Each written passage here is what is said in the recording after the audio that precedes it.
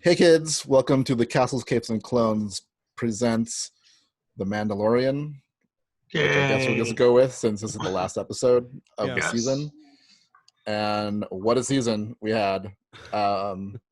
Before I get into that, and it's a lot to get into, but how are you guys doing? Doing well. Yeah, Yeah. I'm doing pretty Nothing- good, especially after the episode. Nothing much to report. Mhm. Right. It's right now is the week before Christmas, and it's funny, like after today, like I'm like, what do I look forward to on Fridays?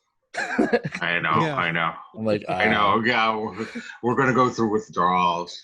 for like Yeah. 3 weeks because Yeah. a little about 3 weeks until WandaVision comes out. So Yeah. I'm assuming WandaVision comes out the same time, like Fridays. That's usually when Yeah. new things come out Friday. on Disney Plus. Yeah. Right? Yeah, they'll probably want to fill in that gap after Mando. Yeah. Should we introduce ourselves? No.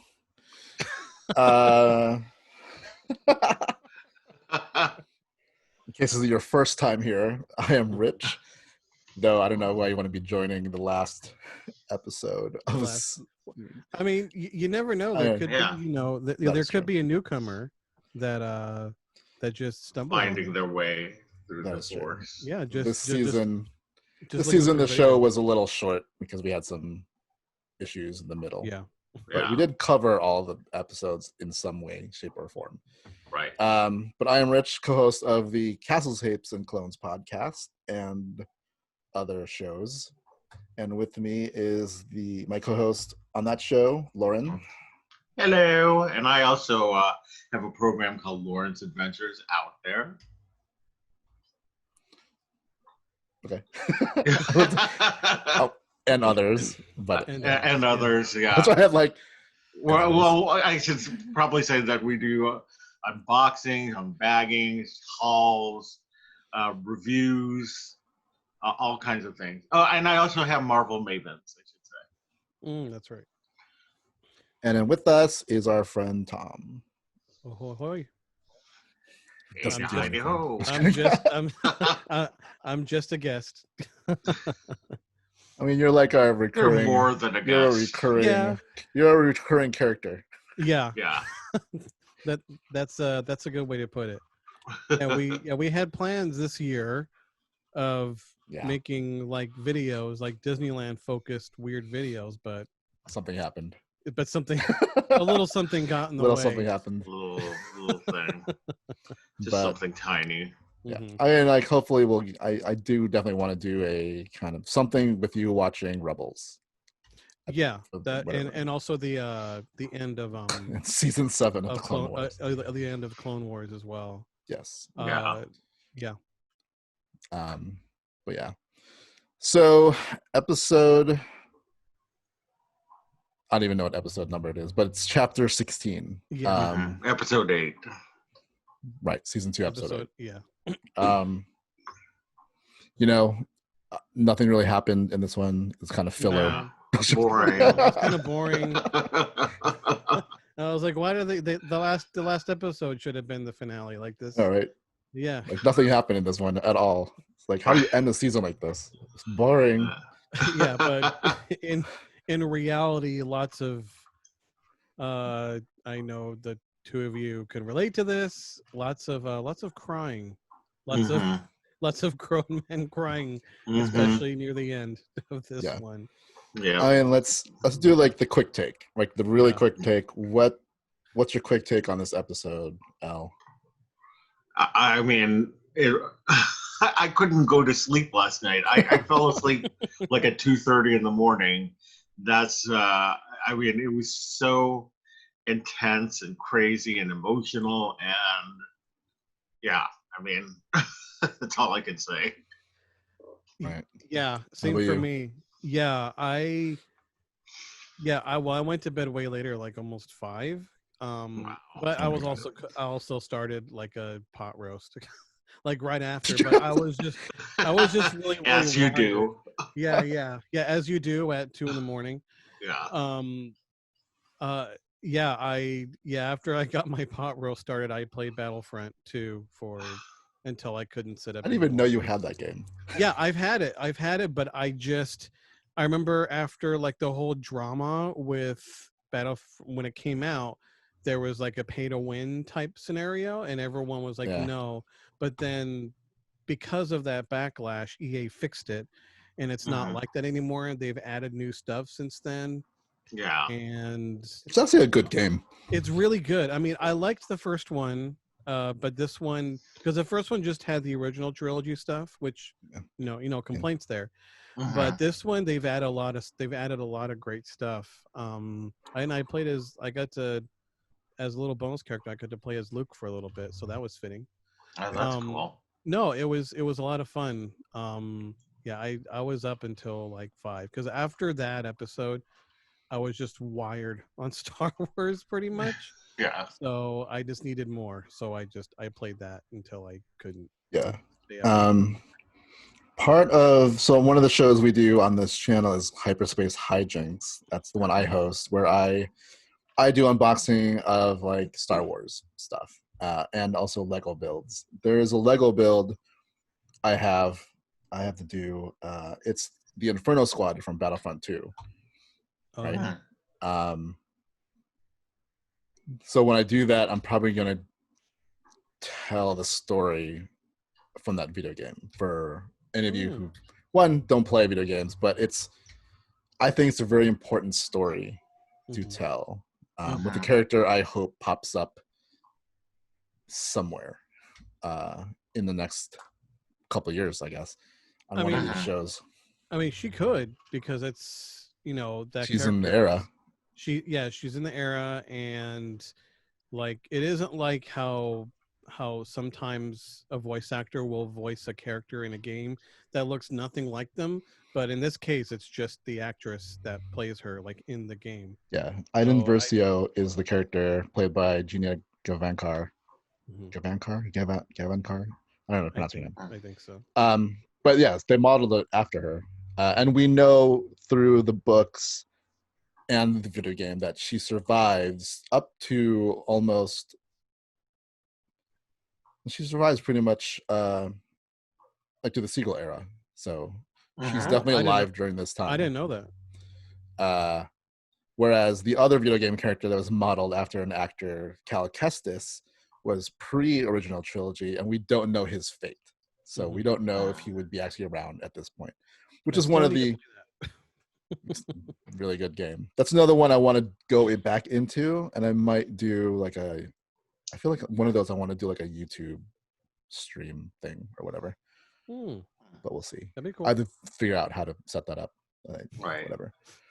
But yeah, I when I was watching this one, I got worried because in the first 2 minutes, like it wasn't connecting. I was like, please tell me I didn't stay up this late. And I have to be like, I'll just watch it in the morning. But then after like 3 minutes, it popped back on. So I watched it, and I was literally sitting down for maybe a minute of it. But like from the get-go, it was action. So I'm like, all right, I'm standing up.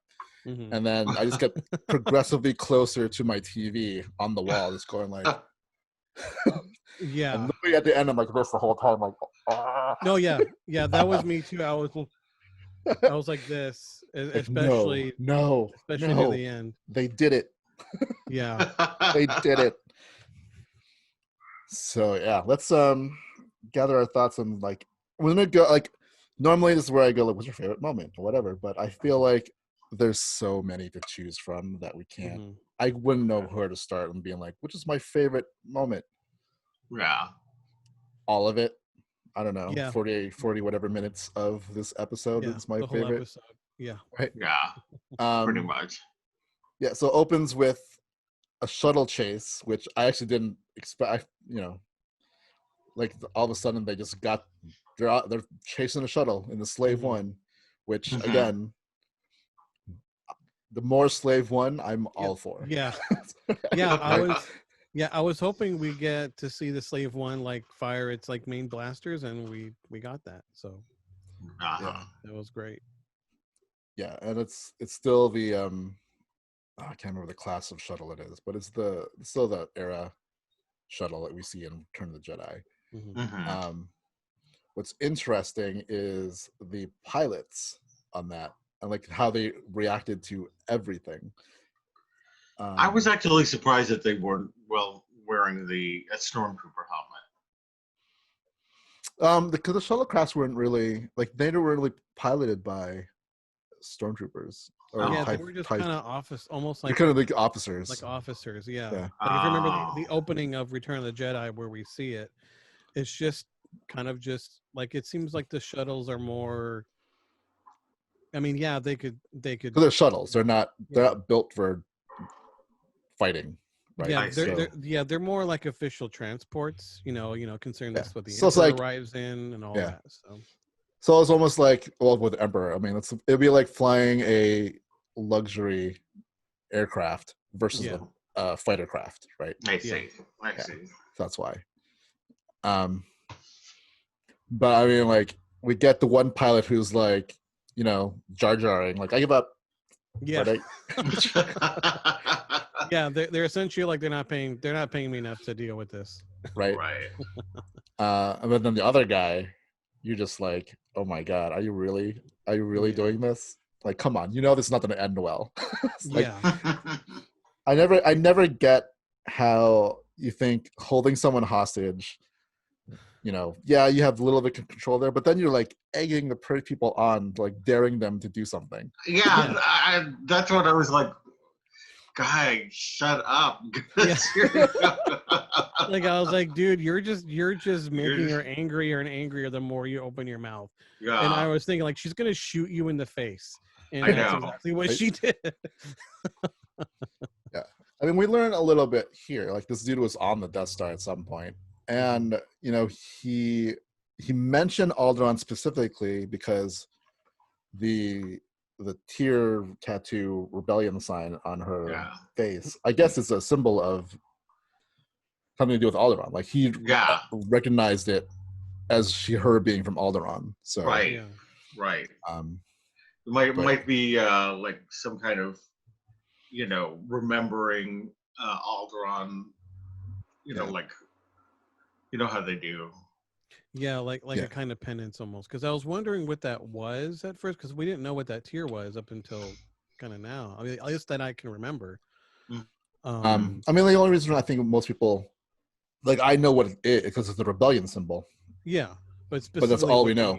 But the meaning behind it. Right, until basically. Yeah. Which we'll get into a little bit later, but and this is again the return of Dr. Pershing, I didn't remember his name. Yeah. I guess that's really speculation, but his symbol kind of told people who know canon and whatever that he was an engineer or science. I can't remember. I think he was like a cloning engineer or something like that. Yeah. So that was like confirmed. That's what he is, which still is another loose end on of this season. But after they capture the shuttle, and then I don't know. Again, because I really kind of pay attention to some of the things, but as soon as I saw the gauntlet. So the Mandalorian gauntlet is the starship of Mandalore, right? And that was sitting on that planet they were on. So when the Slave One lands and I see that thing, I was like maybe the first of many times on this episode, I was like, I think that's when I stood up. I'm like, this is it. Because even though we have Bo-Katan and stuff, and it makes sense, I didn't think we'd see a Mandalorian starfighter. Yeah. And I predicted her coming back. Yeah. We get a nice little interaction between Boba Fett and Bo-Katan. That's what you want to call it. Right. Yeah, and Keska, is that her name? I think so. Yeah, something like so. that. Something like that. But it's like I really appreciate the fact that like once they heard his voice, both of them are like, I know what you are. Yeah. Yeah. Like I've heard your voice They're 1,000 clone. times. Right. And there's such a disdain. Yeah, like I like that they called his father oh, you mean your donor? Like yeah. like they're just like rude to him and he gets angry, you know, rightfully so. Right. I noticed that their fighting styles were a little similar, but he fought dirtier. You know, because you know he's he's he's not really a Mandalorian. I guess kind of like how would you say I mean, counts if it really depends on how they see foundlings. If you are a foundling and you are a Mandalorian, it would probably like your offspring would probably be considered Mandalorian by blood, right? That's what and these guys share blood. So, I mean, but it's also does that mean that every single clone is a Mandalorian? Is a Mandalorian, yeah. Right. I mean, maybe he's like the exception because he's not a usual clone, like he's unaltered, unlike the clones. Yeah. So, and I think that's what this series is about. It's really about what does it mean to be a Mandalorian? Is it whatever creed you follow? Is it your bloodline, or is it what you do in the name of being a Mandalorian? Right. And I think that's why we get so many different takes on things, especially this season. You know, we start off with Cobb Vanth wearing Mandalorian armor, which is like sacrilege to a Mandalorian. Yeah. Right. And then, you know, Din meets Bo-Katan and her crew, and they're like, psh, helmets off, whatever. Right. People got to eat and go to the bar. What are we going to do? Right. Right. Which throws them for a loop. And, you know, in every one of these cases, like, I feel like Din had a little more respect for Cobb Vanth. Both Bo-Katan and I think Din had a newfound respect for each other after their little adventure. And then last week's episode was all about challenging Din's kind of belief system. Right? Oh yeah. So I think it's really what the Mandalorian is. It's like, what is it to be Mandalorian? Yeah. Right. And it's probably going to continue because the whole, you know, leadership of Mandalore weirdly is dependent upon a sword. Yeah. Right? Which has got them into trouble many, many times. So it might be something about, you know, that moving forward is going to be still a running theme for all that kind of stuff. But I do like that she says, you know, if we showed this kind of fiery, you know, passion when the Empire was there, they might have not lost Mandalore. Yeah. But it makes me think like in the timeline when the Empire takes Mandalore, I wonder if they use clones, because at some point the clones did help Bo-Katan. At some point, the clones did help Bo-Katan. Oh, you were gonna spoil something. Yeah, I'm just trying to like skirt around the things. I'm like, I was like, why is he? Oh, I was like, oh, yeah. So at some point they're allies, but you know, the Empire at some point takes Mandalore, and we haven't seen that yet. Right. So I wonder if we're gonna get a little bit more of that, because there's like a real hatred there between them. Yeah, it would make sense that they used the clones, because all the clones, you know, turned once Order 66 was put in place. Right. So it would make sense, like that, you know, that makes that bad blood make a bit more sense, you know. Yeah. But I'm hoping that's what the Bad Batch series explores. Trying to, without getting too far into what happens at the end, but nothing is as simple as a switch. I'll just say that. So, for the clones. So I do like some of the scenes we see in the trailer makes me think that we're going to see that transition. We're going to see how, and maybe even why they stopped using clones that went with stormtroopers. Because, and we'll talk about this later, like stormtroopers seem useless. Yeah, I They're wonder if just it was like horrible.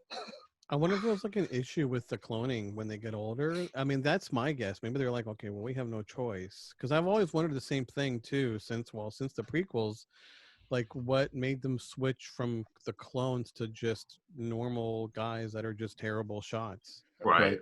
Because the clones were way more capable. I think we all know that. Like they were literally bred just to do that. So why switch? So my guess would be like some kind of genetic issue when, like as they get older, like kind of like that. I forgot the name of the clone that is kind of messed up, but he's 99. yeah, thank you.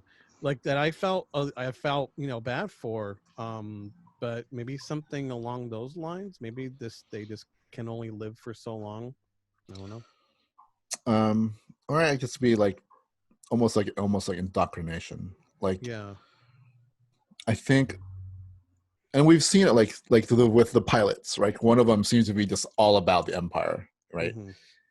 We saw it last week with that officer that was, used to be Bill Burr's commanding officer. Like, it's almost like a fanaticism with the Empire, like long live the Empire kind of thing. Like whatever Moff Gideon is doing, still in the name of the Empire. That's, at this point still, like, it's, I don't know if the Battle of Jakku happened yet, but the Battle of Jakku is where the war ended, right? Yeah. I'm assuming it's already happened, which means the Empire is totally in disarray, and there's just little pockets of them who are just like still fanatics about that kind of stuff. So who knows?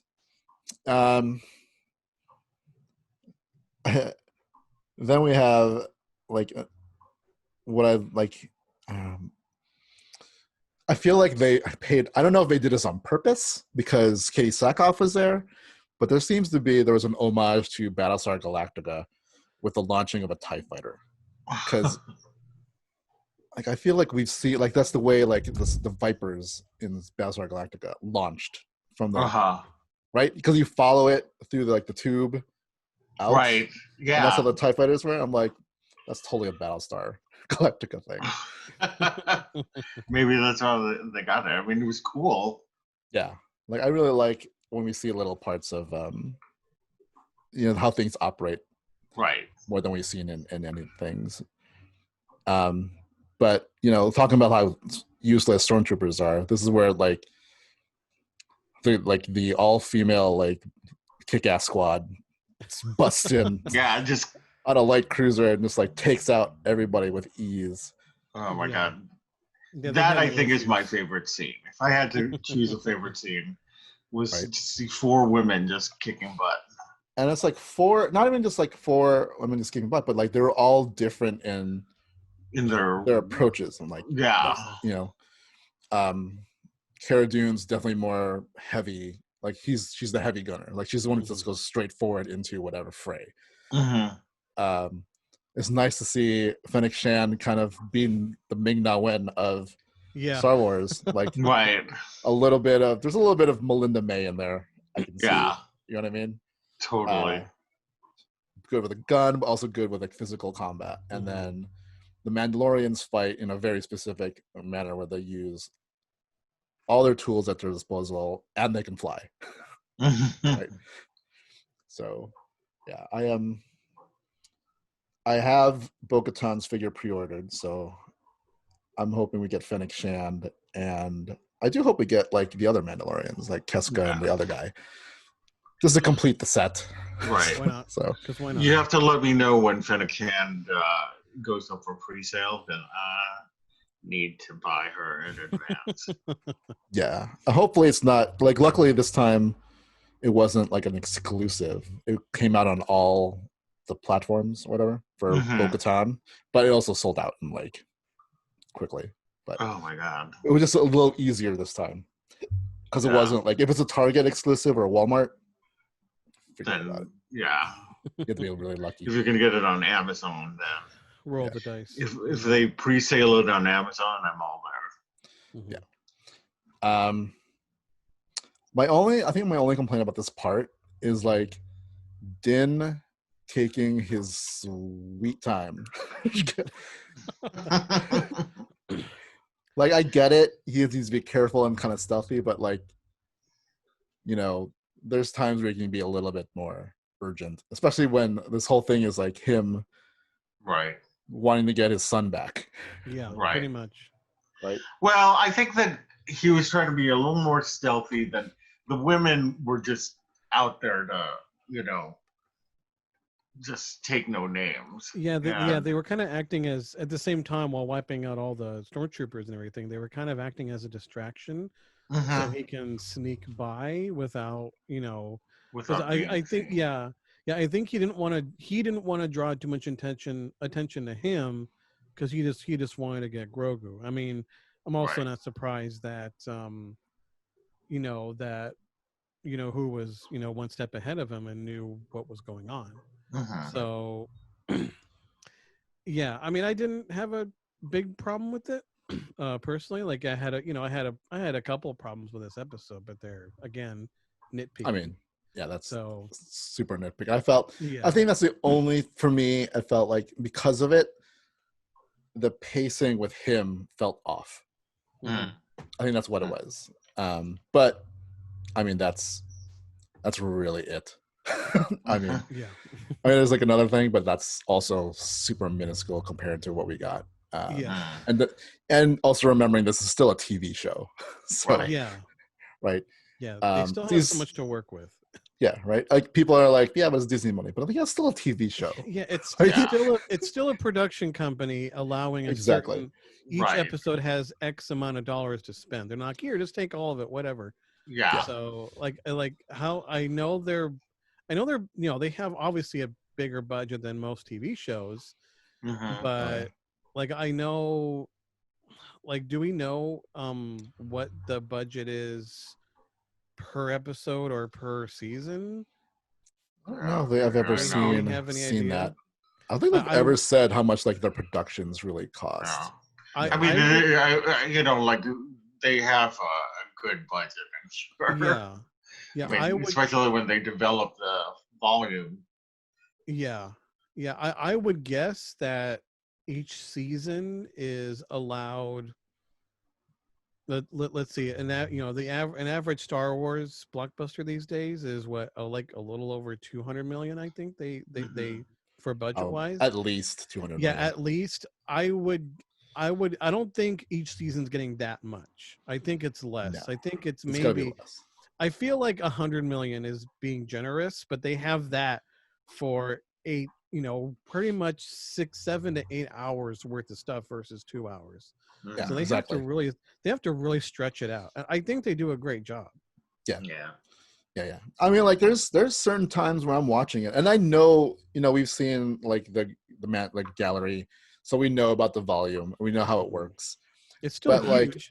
Like sometimes I'm just watching, going like, I don't know where it ends and where it begins. Like I don't know where that screen appears and what is not. I can't tell anything. Which it's super exciting, because if they're doing that with a TV budget, if they start doing that with major motion picture budgets, I mean, that if they can do that kind of special effects at like a fraction of the cost, one, either they can use their full budget for other things, or movies won't cost as much, and then Lord knows that the way the world is right now, productions need to be as cheap as possible, because who knows what kind of returns people are going to get in the next 2 years. It might not be a while until they go back to how they were before. Where we have like packed theaters and like opening night craziness and all those kind of things, right? So it's all good. So let's talk about the Dark Troopers. Yes. Tom, do you know you've because they come from Dark Forces? Yeah. I already knew. When they first showed up, like that one scene where we see them just kind of. I'm like, I think those are dark, like kind of updated Dark Troopers. Right. So it was cool to see like newer versions of them. So again, I love how they're just taking like a lot of the cool things from from I guess Legends now. From the EU, like they're like, yeah, this was cool. Yeah, we'll use this. Yeah, I that's thought, pretty much what they're doing. yeah, I thought they were great. It's cool to see all this stuff, Visualize on the just show screen up. of like a live Yeah, action. just like like Yeah, like yeah, it was especially great. considering how like when did those games came out like in the 90s? Yeah, I remember playing it Right? on my best friend's 486 like PC, like his PC. He had Pentium. he had to open the side panel of his computer, and he pointed like a fan into it in order to run those games. I remember that. Like he couldn't, like, because it would just get too hot. Because back then, for those of you who are PC savvy, at least to a certain degree. Back then, like now, like airflow to make sure your airflow is important. Yeah. Back then, they're like, nah, you don't need fans. It's fine. Like there's like a power supply fan, and that's like, it. Graphics cards weren't like right now. Graphics cards are like these huge bricks. Back then, it looked like just like flat thing, no fans on them. Just PCs back then for gaming were just like, all right, I'm gonna catch on fire if you play this for more than 20 minutes. Yeah, I remember that.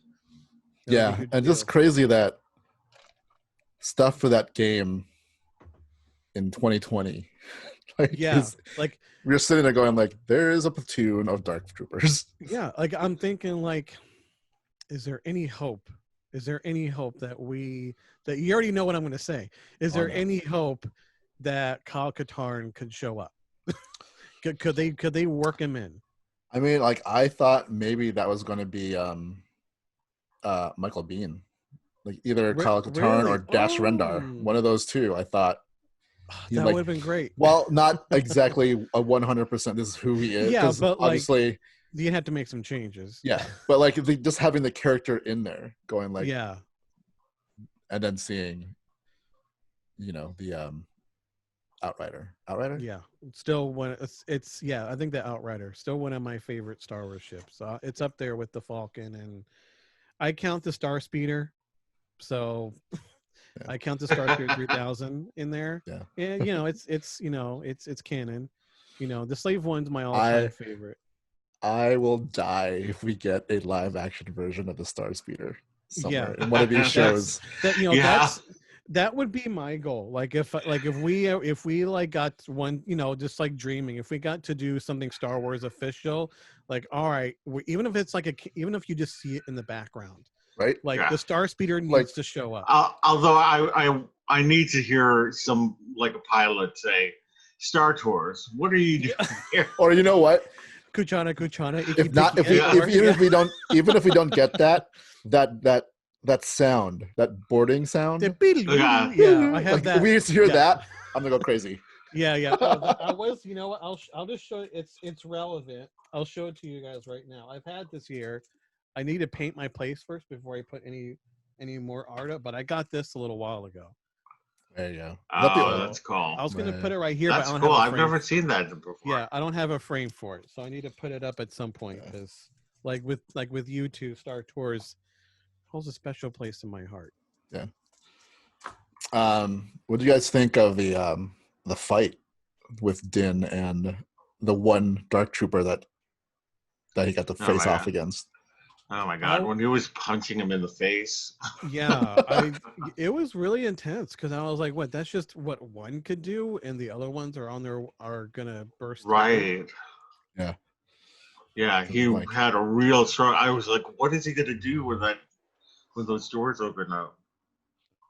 Right. Like I was happy with how he took care of it, though. Yeah, but man, that image of like Dark Trooper and then the flames coming out of it. Yeah. I was like, that is nightmarish. Yeah, Like, Right. imagine, it didn't affect it. Like everything he was. it looked like doing, it got did annoyed. nothing. Yeah, it Yeah. was like, really, like, like this isn't doing anything. I love that. Of all, it makes sense. Of all things that take down something like that, that's pretty much state of the art, is a spear. Yeah. Pretty I mean, much. that's also I mean, a yeah, Star Trek it's a thing. Or yeah, Star Wars thing. Like yeah, Ewoks taking down the Empire. yeah. Right. The Oh, I didn't. simplistic. I don't know why I didn't make that connection last Yeah. night. I mean, it was late, and you had Yeah. pot roast to make. Yeah. Yeah. As one does. Yep. Right. But I was like, I remember like when he like opened the airlock, I'm like, okay, that's a Galaxy Quest. But I'm like, oh, They we're can gonna. fly. I'm like, yeah, we're seeing them later. I was like, they're gonna show up. They're gonna show up. Yeah. They're gonna be on the It- hull, just like going like punching through. And I'm like, oh Yeah. man. So I definitely knew that was not over. But then we get to see what Giancarlo Esposito was talking about the whole time when he's like, he gets to use a Darksaber. Yeah. Right. And then we get the Din versus Gideon fight, which again, like the whole like, go ahead and take him. I just wanted his blood. I'm like, he's gonna light that thing and stab you in the Yeah. back. Right. I thought he was actually gonna hurt him, like Yeah. wound him, or like maybe not like get through, but maybe wound him, like to hit his Yeah. hand. Do or something. Yeah. Because it is Star Wars. So I'm like waiting. Who's gonna get dismembered? Like Yeah. who's gonna lose a limb? He'll lose a or finger at least. something, right? Or maybe along the lines of like what happens to Finn. What happens to him? Maybe not a limb, but like a huge gash like or a something like gash. that. Yeah. Yeah, right. Always something. But that Bhaskar really helped him. Yeah. Especially the spear. No, that I thought that little, I guess, duel was great. It was kind of intense. Mm-hmm. Right. Like Yeah, you it compare felt it like to like there was A New anger Hope. in it. Yeah. Yeah. It was like, and it felt again similar to what I like about the sequel trilogy fights. It just looks more raw and less Yeah. choreographed. But Yeah. I mean, obviously it's for safety, it's choreographed. What this feels like, it's less of a dance, Right. and I know more exactly of what you're saying. like a more realistic kind of fight. Mhm. Yeah. Right. Which I always loved about I mean, yeah, the prequel lightsaber duels are pretty, but Yeah. there was never really much, for me anyway, much emotion behind them. No. No. Obviously with one exception. But even like the original trilogy, especially when we go down to Empire, and even, especially, your sister, she'll join me too. Yeah. That it's that the lightsaber duels, or at any time a lightsaber is being used, I always saw it as, it isn't so much about the lightsaber duel itself. It's more of what's going on with the characters that's wielding the lightsaber. Mhm. And the same thing applies to last night's fight. It was just pure emotion, like just anger. Din isn't using a lightsaber, but it's the same idea is still there. There still had that rawness, that especially at the end of the Force Awakens, and even the wonderful throne room, which isn't really a lightsaber duel. Like I mean, if we count this as a lightsaber duel, then kind of there's a lightsaber-ish involved. Yeah, a Mhm. lightsaber is involved. Yeah, and what I love about I don't think many people think about this. Just going to Last Jedi real quick, is that a lightsaber doesn't touch another lightsaber in the entire movie. Yeah. Yeah. Mhm. Yeah. So no, but the duel last night was great, and I like that Yeah. that the spear was getting getting red hot at at the points. That was a nice little detail. Because that would make sense. Yeah. Yeah. Like it won't get through it, but it's gonna heat it up. Right. Yeah. So like, and this leads into like what might be the storyline, at least a future storyline, is that kind of like when Harry Potter disarms Malfoy, the wielder of the Elder Wand.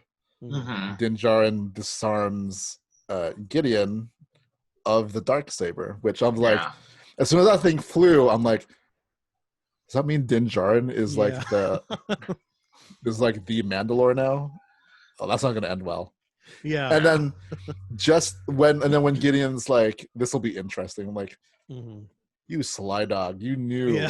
Yeah. Like, I feel like he knows. Like, I feel like he knew he wasn't. You know, he strikes me as someone who knows his enemy. Like, he knew, like how in the first season he knew who they were. Yeah. Right? And I feel like he knew Din would not kill him, and I think it's because he knew that Bo-Katan probably wanted him, right? Because she needed to disarm him herself, right? He's a great like throwny kind of villain. Yeah, and that's what I like about him. But yeah, that's when I was like, oh man, this is gonna get interesting. Like, what happens now? Right? And I didn't realize it. For some reason, I forgot or something that you'd have to win the Darksaber. Yeah. I mean, this is going to have to spoil it for you, Tom, because I don't know how far you are in Clone Wars, but I mean that is part of a storyline in this Clone Wars. Yeah, I know I'm at that point where it is brought up. I've already seen the Darksaber, so already thankfully, by the time the last episode of last season, when I was like, oh, I wasn't expecting to see that in live action. Like that was for me one of the first times, seeing something from something I'm, essentially just discovering for the first time. Yeah, because I've always known of the Darksaber even before before Clone Wars, but I knew nothing about it. So I am at the point where I already know what the Darksaber, like the significance of it. So that's good. So when he cut his way out of the TIE fighter at the end, I was like, oh. That's all right. Like we're going there. I wasn't expecting that. So seeing all of that was, seeing how it's being used and seeing stuff from, other non-movie mediums show up in live action stuff has been really great. Yeah. I loved Bo-Katan's face when he tries to hand it to her, and you could see that she was like, "Oh, that's not how it works." Yeah. And I feel that's why she lost it. Like, I don't want to get into specifics because that's also that's spoiler. Sorry. I mean, that's not even Clone Wars. But I think that plays a part into why she also didn't take it. I think there's some history there and why, because at some point she lost it. We don't know why, and I'm hoping we get at least more backstory on that later on. But yeah, I was like, at that point, like, I'm like, okay, there's a lot more time left. I know the Dark Troopers are out there, but are they gonna go at it right now? like, are we gonna see a Din Djarin Bo-Katan fight? I was wondering if they're gonna have a little. Like, I feel like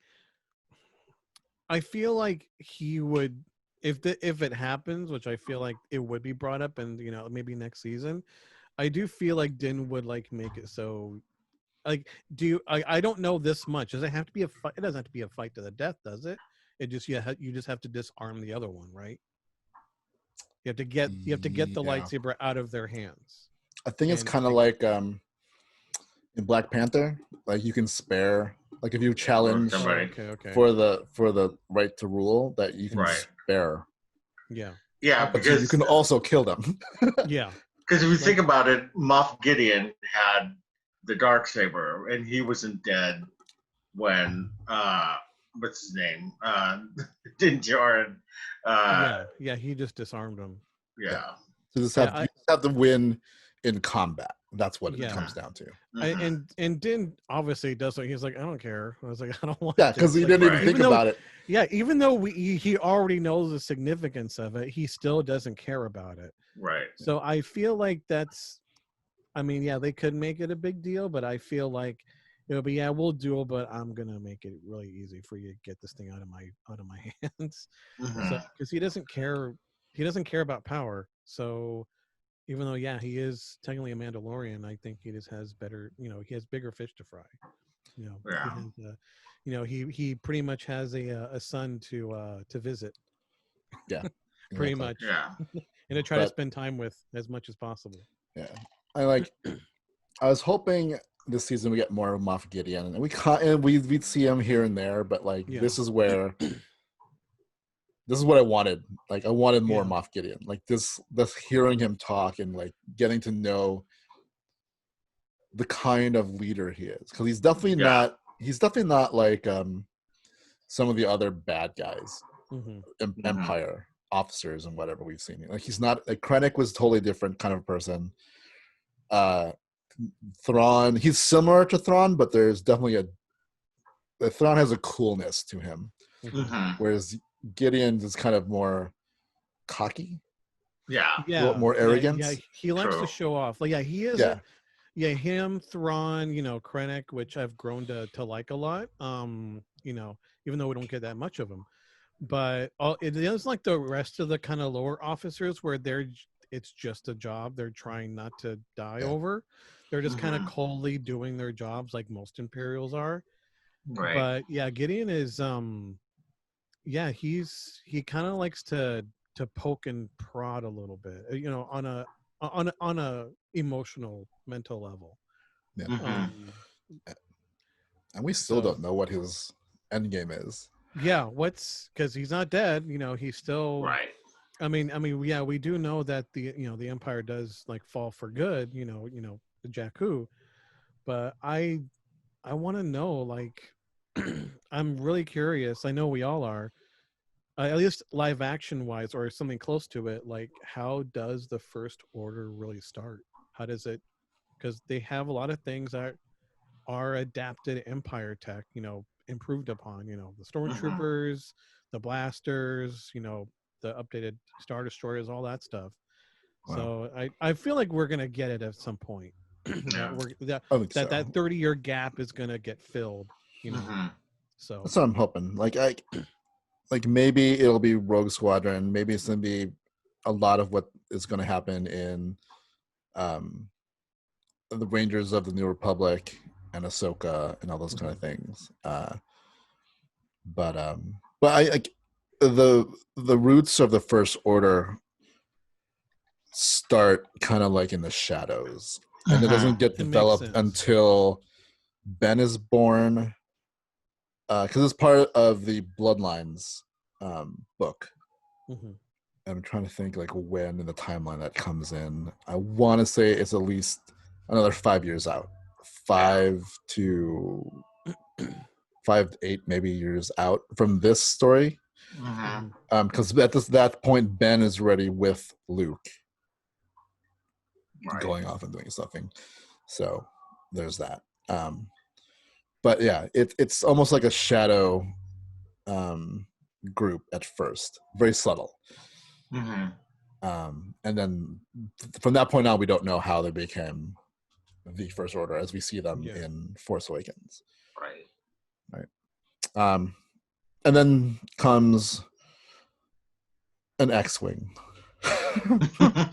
And I knew I was like, oh, I know what's happening. Yeah. That's when the hands went up. I'm like, oh my god, they're doing it. Yeah. Oh my god, they're doing Yeah. it. I started tearing up immediately. I had to keep wiping my eyes because I was like, "There's no way that's not," because we didn't see two. It's not the two random. I mean, why Right. I don't know why they'd be there, Right. but I mean, Yeah, that's when I knew. we already predicted he would show up, but we just didn't know when, or at least it'd be like a cameo. We hear his voice. We would just Yeah. see him from behind, like in his robes, maybe We'll his see his hand lightsaber. or something. Yeah, but Something. we got way more than that. Yeah, I was like, It oh was my god. Because yeah, when like the Dark Troopers came, like everyone had to have known, since we know they fly, like they're they're gonna back. come back. And you're like, well, and then Gideon said it, like, you had trouble with one, here's a whole platoon. and he's just all Right. giddy, like he's waiting because he's like, be great. This is gonna be great. Yeah, but when so one of the memes that I bookmarked on Twitter, because just Twitter just blew up, just hashtag Mandalorian. Yeah. One of them was it was like there was like an accompanying video clip. It was like some like sports cast type thing. And it was me when I saw the X-wing, and it was just someone on the Sportcast news with everything. He was like, "This is it, like I was like, "Yeah, it's happening. You gotta link We're getting that. it. I gotta see it. Like I was even looking on because we only see it in black and white at first, like looking on the monitor to see how many notches on the wing there were, because Luke is red 5. There's 5 notches. There's 1 notches. Yeah, and Right. I remember. And it was. Was it Wedge has always been 2. So I'm like, how many notches are on this X-wing? And they hit it. Yeah, it was like, it was really quick too. Like, because another thing, there's going to be somebody who's going to find it. Yeah, and do a YouTube video about it. Well, like, oh yeah, even like because there's 3 known-ish models of the X-wing. Mm-hmm. The T-65 is the Luke version, the old trilogy, version of it. The T-70 is Force Awakens. Mm-hmm. But then they changed, and it's not the T-80. I think that's what Poe flies in Rise of Skywalker. Okay. Or not Poe, but like the when you see TIE fighters in Rise of Skywalker, it's those. Yeah. And so that's why people are like looking at the Rogue Squadron logo and trying to figure out which model. Which one is it? And it looks like it's the newer one. So that's why we're like, okay, this might take place after Rise of Skywalker. So so that's why it's like interesting. But yeah, I was trying to figure out like because you can, the engines are different. The configuration of the engines are different on Luke's. It's the old school where it's the I want to say it's the 4 cylinders on the it's the 4 cylinders with like the T thing in there. Something. Yeah. So I was trying to like, is it that it? But I really love like, and you just like the music changes, and it's just like now it's just this build up of like, oh my god, this is it. Yeah. And then little Grogu's ears perk up, and you're like, oh my god, this is it. He knows who it is. He knows. Yeah, he senses it. But and then when the Jedi came in taking no names, I mean, it's like, who could that be? Who else could it be? Right. I'm going like, but I was running through my head. I'm like, I mean, if it's not, it's not Ahsoka. I know that. I'm like, I'm like, they're either gonna go this weird route of, if it's not Luke, like introducing another canon Legends character, and that'll be the biggest reveal, right? Yeah. But I was just like, this has got to be Luke. And then you see little bits of his costume and like the belt buckle and whatever. I'm like, that's Luke. But it was once we get that shot kind of behind him, we see some of his lightsaber and we see the green. Yeah. Because up until then, from what I remember, it's all, the rest of it's in black and white because we're just seeing what we see on the monitor. Security footage. Yeah. So, but once that green shows up, and keep in mind it's like for almost 1 a.m. from where I am. I literally screamed. I went, oh my god! Like I lost it because because we know kind of most, like, okay, this is Luke, but once we got that confirmation of the lightsaber in the green glow, it just I was closely just jumping and whatever watching this, going like, oh my god! I was saying like I felt like I was like 8 again. Yeah. Watching Return of the Jedi. Like I was just like, this is it. We have Jedi Master Luke Skywalker Right. on screen. And like, how are they going to pull this off? Like, what are we going to see? What's going to happen here? And the whole time I was like, oh my God, we've now seen father and son do the same thing. Yeah. Mm-hmm. Like one super menacing and just ripping down rebels, but the other one using the light side to fight off. I think it's a smart reason why to bring in Dark Troopers. Because you don't have Luke cutting down humans. You have him just going down droids, basically. Robots, droids. So he can be the Jedi that we've all wanted to see after Return of the Jedi. Mm-hmm. Yeah. And I felt like it mirrored it so well. Like just this carnage that both of them do. Right. Mm-hmm. But like when Darth Vader's doing it, it's like in this darkness with a little bit of red in the background, but like Luke is when it becomes not footage, it's just him, and it's like it's lit, like you can see him. Mm-hmm. But they're two black cloaked figures, like father, like son, but just different enough. Yeah. Their fighting styles are more or less the same, though. Yeah. It's a kind of like they're very similar. Mm-hmm. Mm-hmm. And then the end move of just like, all right, you're the last one, I'm just gonna crush you to death. Which I'm just gonna crush you. It was so good. Like I was, for like 1 second, I was like, I don't want to see him twirling around and jumping everywhere. No, they didn't do that. They still kept it grounded, just like just like how Luke fights. Like it's just more, more skilled. He already faced up against, his father twice. Mm-hmm. Just there was more control. It's just they did it perfectly, I feel. Yeah. I thought that for a television budget that they de-aged him pretty well. I think they used kind of like that I think they're calling it deep fake right now. Yeah.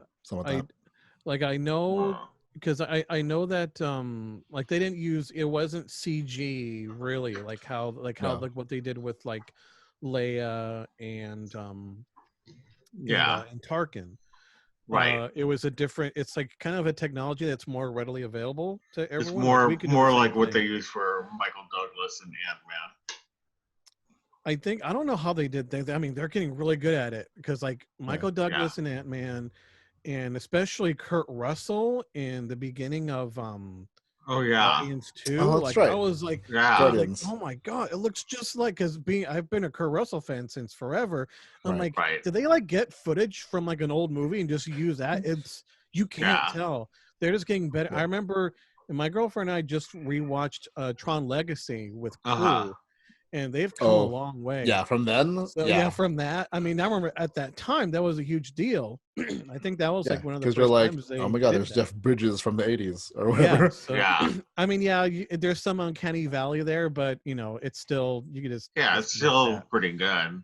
I actually was wondering if it was Mark Hamill who played him, because who knows? They could have gotten they could have CGI'd him. They could have whatever. I feel like he voiced it. He definitely voiced it. Yeah. The voice was, but who knew? I had to sit through the credits to, to see. I'm like, a Mark Hamill was there. Yeah, I was too. But I was also looking at like the doubles. I'm like, there was like a double for, there's a stunt double, but then I think there's like another double for him. Right. So they probably used Mark's face as a reference, but I do feel like it was deep faked. I mean, but like a better version. Yeah, like a better version. It's not the Instagram version that people. No, it's not like the cheap just download an app. I mean, it could have looked better, but I mean, come on. Again, they only have so much. Like, I feel like they would have spent the majority of their budget just to make it look like Kurt Russell level stuff. Right. But considering what they had to work with, I think I was fine. I thought it was great. Yeah, for like a split second, I was like, ooh, and then I was like, whatever. Like, just it's Luke. Come on. Because I mean, like I mean, like, I wonder if this is the first time you're watching Star Wars, and you see that, and you're not really familiar with anything else, how that looks. You know what I mean? Like, 'cause I've never seen anything where we didn't know who that actor was, and we know that the person's old now. Like when we see Kirk Douglas or Michael Douglas, when we see Tarkin, when we see Leia, and like we know that's not who they are. But like if you're watching this for the first time, a Star Wars show, don't know Luke from Captain Picard, and you just see this dude. I wonder like what fresh eyes see. Yeah, I should ask my cousin because my cousin, she recently, I'm not sure if I told you this, she recently like a week, less than a week ago said, and everyone's going to think this is funny being us, she so before I tell you, she got a tattoo, an actual tattoo of Grogu, of at the time everyone knew him as just Baby Yoda. Right. This was last year. She's had it for a year. She got it she got it before last season wrap. She has a lot of tattoos, so it's like whatever to her. She sends me a text. She sends me a text and she said, "Wait, it's not Yoda? I thought it was Yoda like as a baby. It's a different character." and I'm just like, and I want to know now, does she notice, Luke, like the difference? Luke.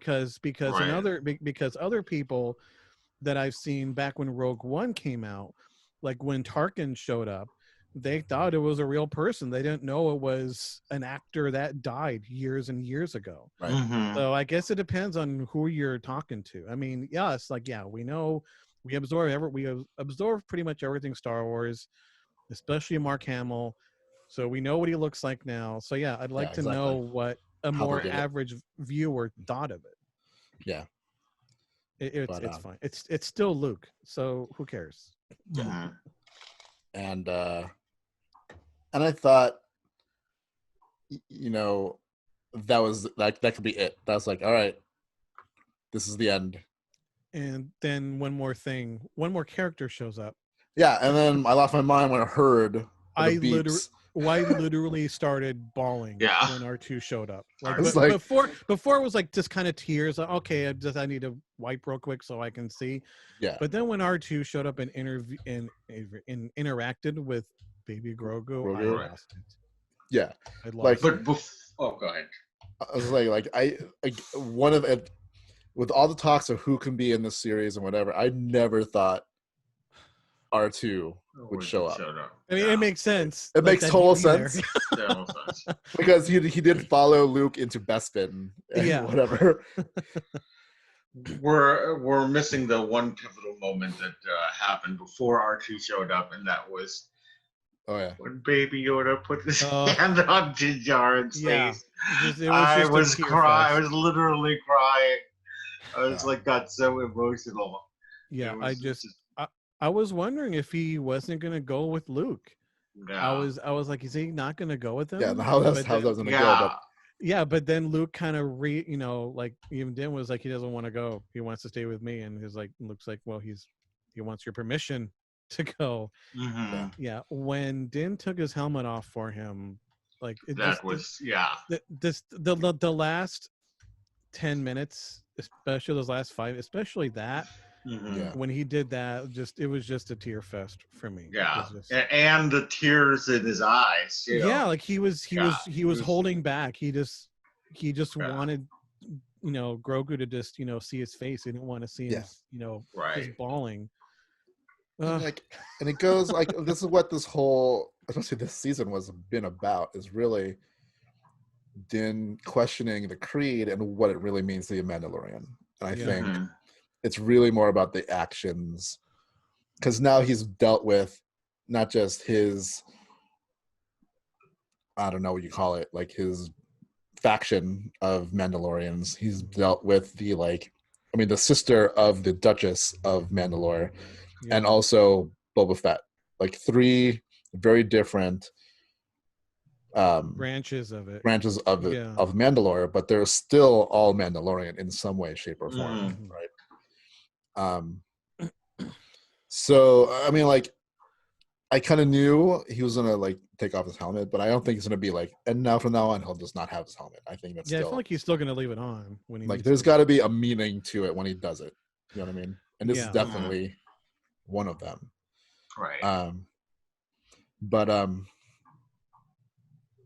yeah, and then doors, like he goes to the elevator, doors close, credits. Right. And you sit there. I was watching because there wasn't any concept art. The music was different, and I'm. It's kind of like at the end of Infinity War. I'm just like watching, going like, you're just sitting there, right? Like now what?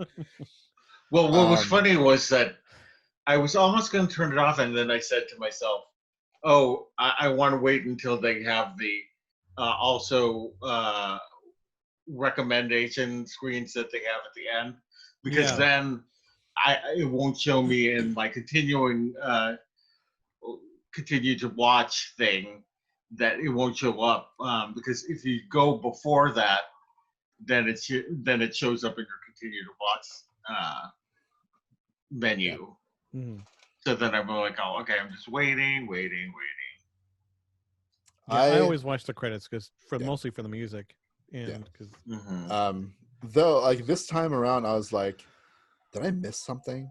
Because in the cast, I was like, Matthew Wood. Matthew Wood is a sound designer. Like he's the disciple of Ben Burtt. Right? So he's been in sound design since the prequels. Working with Ben Burtt in the prequels, and then he kind of took over. He's done like the recent, because Ben Burtt didn't work on the sequel trilogy. I think it was Matthew Wood. Yeah. But Matthew Wood is also the guy who I think he played Bib Fortuna in in Phantom. And I saw the name Matthew Wood, Bib Fortuna. I'm like, did I miss that? Like, was he in the like that bar when you see yeah, because I was about to rewind it and go, but then I noticed another credit for Bib Fortuna. It was stunt double. I'm like, why would someone in the background need a stunt double? So the guy who played Bib Fortuna was the original actor? Not the Return of the Jedi actor. Okay. He's the one who played him in the prequels. So in Phantom Menace. Okay. But yeah, I was like, did I miss something? Was Bib Fortuna a stormtrooper? Because I'm like, what is this? And then and I was really about to like, huh? And then Tatooine. We see kind of like, I'm like, oh my god, there's more. Yeah, and like Jabba's palace looks like Jabba's palace, and I mean, it looked my like god, it came right out of Return of the Jedi. Yeah, like, are we gonna? I literally, like, in that little brief thing, I'm like, so many things going through my head because I'm like, are we gonna see Cobb Vanth again? Is something gonna happen? Well, it's like all of a sudden Han and Chewie show up, or like, and I thought maybe Lando shows up because they announced the Lando thing. So I'm like, oh my god, what's going on? And then and we were talking about this earlier today before you got here, but people might say it mimics when Luke Skywalker comes down, but I think it's more mimicked when Bausch and Chewbacca come down, because it was closer to that, right? But it was Fennec Shan, and I was like, oh my god, is this like, what is going on here? And I know. Same with me. I was like, what's happening? But I was like, I was happy to see Fennec Shan. And then the pan to the throne, and you're just like, there's Bib Fortuna, and literally larger than life. I'm like, that guy, that guy just sat there. I don't know what's going on, but oh my lord, there he is. Right. But yeah, and then we get an awesome shot, like the last shot of that, just Boba Fett on that throne with Fennec Shan kind of just like sitting on the arm of the throne, drinking blue stuff. Now they need to have that blue, like that blue drink. Yeah. Oh, guys, Cantina. Yeah. Right. Yeah. But yeah, Book of Boba Fett. What is that? Do we know? We don't know. Are we getting another spin-off? Was that another announcement? I mean, like, there's so much. Like, is that the next chapter of the Mandalorian? Right. Which, you know, depending on when it was written, like maybe they didn't know Grogu would be like. I feel like they couldn't have not known, right? Yeah. So I feel like that'd be weird to all of a sudden take the. I mean, if you think business wise, the biggest moneymaker for the Mandalorian is anything with a baby Grogu on it, Yeah. right? So yeah, it isn't like we're not going to see him ever again. Yeah. Yeah. But I mean, at the same time, it's called the Mandalorian, and it doesn't really necessarily have to mean it's Din. Yeah. But I feel like that's true. I feel like it can't. I don't. I feel like we're gonna see the Din story continue because there's so many loose ends. They're gonna lose viewers if Boba. I mean, not yeah, Boba. exactly. A young Grogu's baby. Yeah. Right. So now I'm thinking it's either going to be it's the 11th show that they didn't announce because they didn't want to spoil it, or and I was talking to Ella before this, like maybe it's a Disney movie, right? Or Disney movie, yeah. And it's the story of what happened to Boba Fett, and then it goes into something, right? Like there's Boba Fett, maybe he plays a part in the Rangers of the New Republic, maybe he plays a part in the further Mandalorian series, right? So who knows? Yeah, right? I mean, I think everybody's like assuming series because this is what we've come to expect from Disney Plus. But at the same time, it kind of feels that they were going to do a Boba Fett movie. Yeah, they were going to, and they can do it. Like that's one thing they haven't talked about is like, what if we do a Star Wars movie, but it's not like a big budget Hollywood in theaters movie. It's just a made for Disney Plus movie. Yeah, right. It's shorter than a mini series or event series, as they call like Obi-Wan and Ahsoka, but it's longer than an episode of a show. So, who knows? Right. What goes on with that? It's seeing that thing, that whole sequence, and then the Book of Boba Fett. Like, what is it? What is it? I need to know now, please. Right, and then we have a year. Yeah. Right. Yeah. Year of speculation and a year of who knows. But we do know we'll get more Boba Fett, and we probably gonna get more Fennec Shand. Yes. She's a thing now in Star Wars. Yeah. Good. So true, like Disney legend. Exactly. So yeah, that is the season. Out of all the episodes this season, what would you say is your favorite moment? Oh, wait! Out of all the episodes, I thought you were gonna say your favorite episode. I know. Favorite moment looking back at the season. What's your favorite moment? I mean, for me, it's gonna be that opening sequence in the Jedi with Ahsoka Tano. It just, I mean, like there are so many great scenes that have blown me away.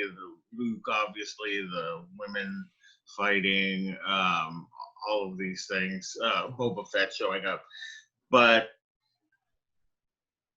I mean, there was just something that really. It's just my heart, like Ahsoka is my heart. How about you, Tom? It's tied between two moments. I guess I'll tell you what they both are. I guess, I want to know between these two what you two, if you had to pick between the two, because I can't pick. For me, it's a tie between when in this episode when Din takes off his helmet for Grogu, and Grogu's like looking at him and touching his face, and Din's trying to hold back tears, and you just that whole little scene of Luke just telling him, reassuring him, like, I will protect him with his life, and I'm like, yeah, he will. He's fine with Luke. Don't worry. Yeah. Like that. It's tied actually with last episode, when Din takes his helmet off, and with Mayfield, and that little interaction with that with that Imperial officer. It's tied between those two. Um, it's in it, but again, like you said, Al, the opening scene with Ahsoka, seeing how she fights and how she's stealthy and like terrifying in her own way. It's like, and seeing Boba fight hand to hand with just ripping those stormtroopers to shreds. It's really hard to pick, but it is a tie for me between those two little moments. When Luke is there, everything in that whole scene when Luke is talking and R2 shows up. Okay, you know what? I decided it's R2 sealed the deal for me. Like, if R2 didn't show up, it would have been a true tie between those two scenes. But the fact that R2 showed up and interacted with them, and just Din and Luke conversing, like, just that whole, you know what? Yeah, I was undecided, but thinking, oh yeah, R2 is there too. I had my, like, it's that, and then and then that little scene. It takes the scene from the previous episode, is the runner up, but I'd have to go with when Luke is interacting, reassuring Dan that you'll be safe with me. I do have a concern, and I think, and I don't know if I'm sure we've all thought of this. So Grogu goes with Luke. I mean, yeah, we're getting more seasons of Mandalorian, so we're gonna see We're gonna see more. I know what you're gonna say. We're gonna hit up on it. Okay, good. All right.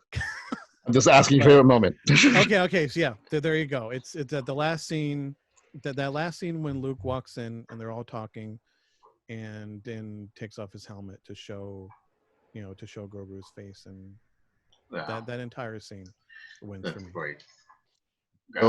All three great. Mine is in the what's the one that Carl Weathers directed? I can't remember the name of it, but that one. I know what you're talking about. When Din shows up with the Razor Crest, Baby Yoda's in the seat having just having arms raised, like whatever, and then the end when he's just like looks at him and he's like, "But." Yeah, with the blue macaroons. Yeah. Blue macaroons. So yeah.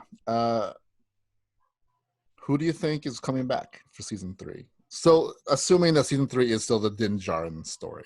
Mm-hmm. Yeah. What characters do you think are coming back? Who are we going to see again? I mean, I think that we have to be seeing Bo-Katan, because there's some, unsettled business between the two of them. I think Gina Carano, Cara Dune is part of the show. I mean, she might have had an abbreviated role in this season, but I think he's always going to be a name that Din Djarin's going to turn to. Mm-hmm. Yeah, honestly think everyone's going to come back. It's it's going to be very, I don't think we're going to get as much Grogu in next season, but I don't know. I have a feeling that Din's going to visit Grogu maybe once or twice, and we'll probably see Luke again during his training. Mm-hmm. So yeah, I think everyone, like, as far as like the more main characters, like I don't think it's going to be a case where we never see any of them again. I think they're all coming back, in varying times. But what do you think? I don't think so. Only because I think Gina Carano is going to the other show. Oh, okay. Because she has ties, and I think it's going to be those pilots. I think she's now a marshal of the Republic. So I think she, like, not counting any kind of crossover thing, but I think she's going to move over to that show. Grief Karga we'll still see. Bo-Katan will definitely. Ahsoka we're not going to see in this series, unless it's like a crossover thing. Yeah, they're going to wait until her own series. I want Frog Lady, the Frog family, to come back. Yeah. We need more Frog Lady. Amy Sedaris definitely is going to be there. Yeah.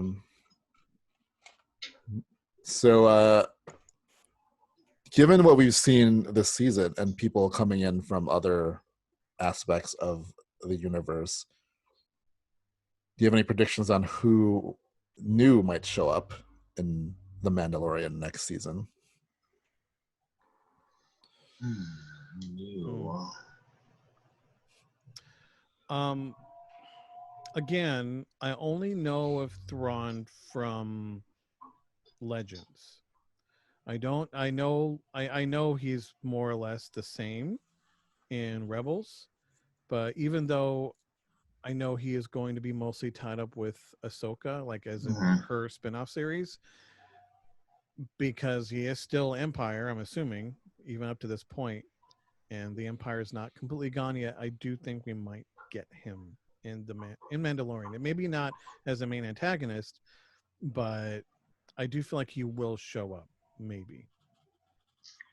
I think that since Jon Favreau seems to like to include things from the EU and the books and everything like that, there's going to be somebody, and obviously I don't know these things, from those particular series that is going to end up in Mandalorian.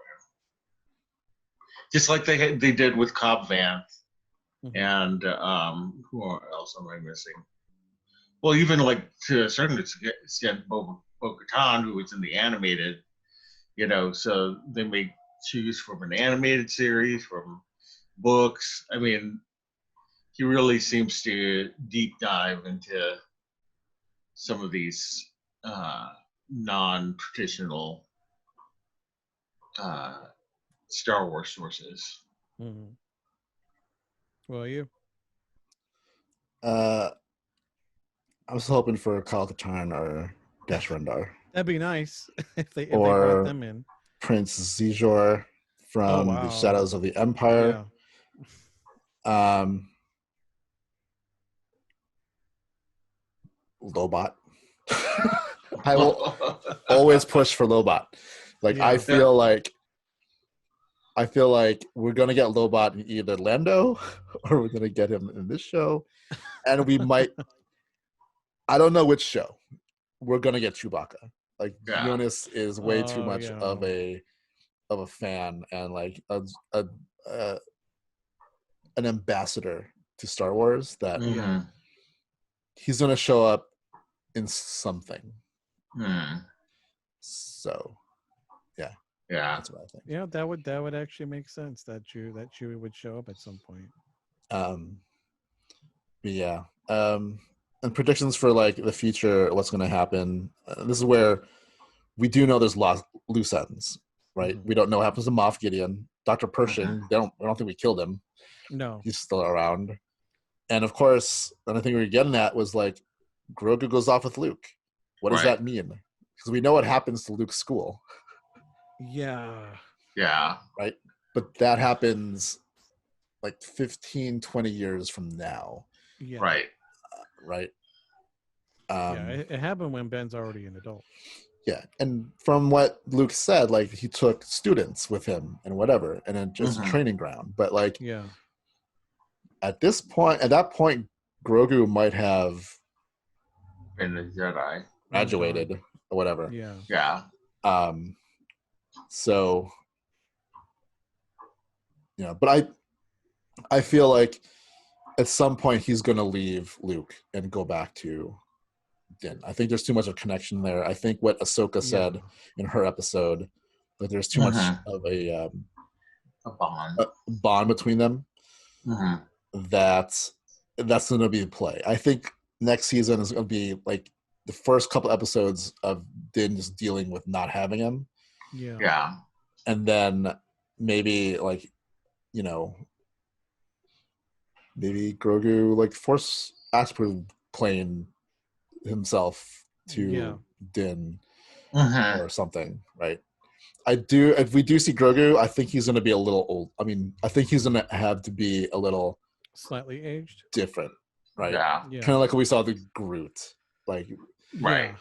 I think that's what's going to be the biggest pill to swallow for fans of him. Is that at some point that story he's got to grow. He's got to grow. Yeah. Otherwise, he's just a MacGuffin the whole time, right? He needs he has to progress. Yeah, he needs his arc, and that's what I think. I honestly think at some point they're gonna call Grogu a Mandalorian. Interesting.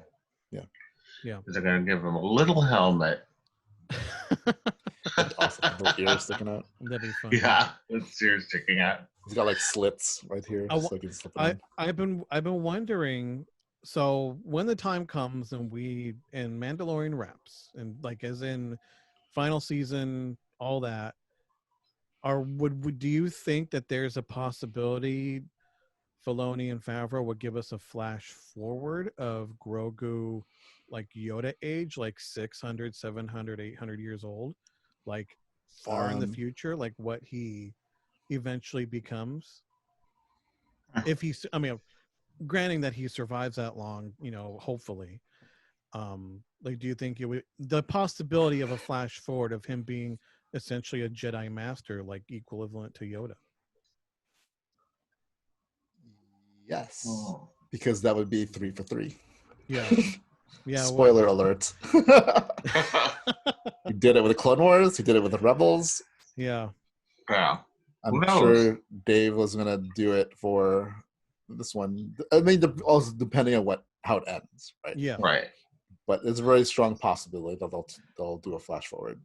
Yeah, I on Twitter, like some people like last night were talking about like, oh no, like what happens to to Luke and all the all the Padawans and everything he was training, like, what does that mean? Like Grogu was killed amongst all of them? And I'm like, I don't, either like you said, he already graduated, he's already out doing his thing, or it does seem like something he would probably survive in some way. Like if he can survive Order 66 in some way, like we don't know how yet, but it something to that scale, I do feel like he'd be able to get out of something like that. But it's most likely, like you said, he is already gone. He probably does go back to Din at some point. Yeah. So it isn't really just the fact that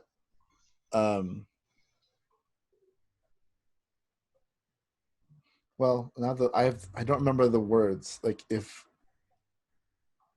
Luke in Last Jedi, if they refer to Luke as the Last Jedi, and then he's like, I'm not the Last Jedi. Because if he just says, I'm not the Last Jedi, that doesn't necessarily mean Rey. Also, because he might know that there are other Jedi out there. So I'm just like, I try to remember like what was said about that.